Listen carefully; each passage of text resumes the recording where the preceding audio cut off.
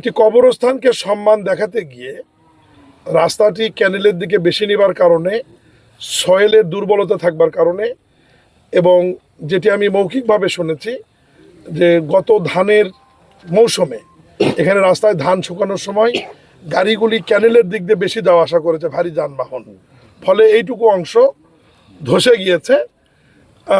এবং এই কাজটি শেষ হয়েছে 2 বছর আগে। ঠিকাদারকে এখনও জামানতের টাকা ফেরত দেওয়া হয়নি।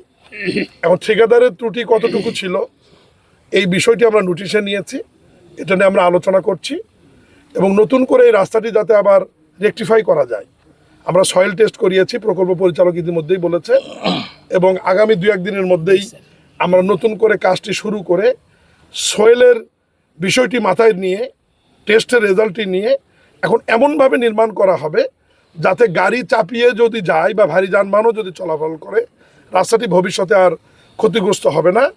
আমরা এইটুকু ইঞ্জিনিয়ারের মুখ থেকে শুনেছি। ইনশাল্লাহ আপনারা দেখবেন যে দ্রুত সময়ের মধ্যেই এটা আমরা মেরামত করে ফেলব, যোগাযোগ ব্যবস্থা সচল থাকবে, এবং ভবিষ্যতে যারা এ ধরনের রাস্তা নির্মাণের ক্ষেত্রে দুর্ঘটনা যাতে না ঘটে বা কাজের মান যাতে নিম্নমানের না হয় এ ব্যাপারে আমরা এলজিডির কর্মকর্তাদের, ইঞ্জিনিয়ারদের আমরা নির্দেশনা দিয়েছি। নগদ নিয়ে এলো হার না মানা হার অফার। সর্বনিম্ন 10,000 টাকা রেমিটেন্স নগদে পাঠালে থাকছে স্বর্ণের হার জেতার সুযোগ। এর মধ্যে আমাদের রাস্তাটি ক্ষতিগ্রস্ত হয়েছে কিন্তু মাত্র 83 মিটার, মানে 2800 মিটার রাস্তা আমাদের কিন্তু ঠিক আছে এবং আগের ডিজাইন অনুযায়ী করা আছে।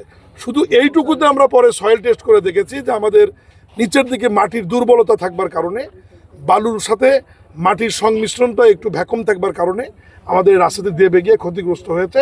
আমরা এটার জন্য নতুন করে আবার ডিজাইন করেছি এবং বড় ধরনের পাইলিং করে এই 83 মিটার রাস্তা আমরা মেরামত করে দিলেই এটা গাজীপুর জেলার সাথে শ্রীপুরের যোগাযোগটি আলহামদুলিল্লাহ স্বাভাবিক হবে। কবরস্থান কিন্তু স্থানান্তরের ব্যাপারে হাদিস কোরআনের বিধান রয়েছে।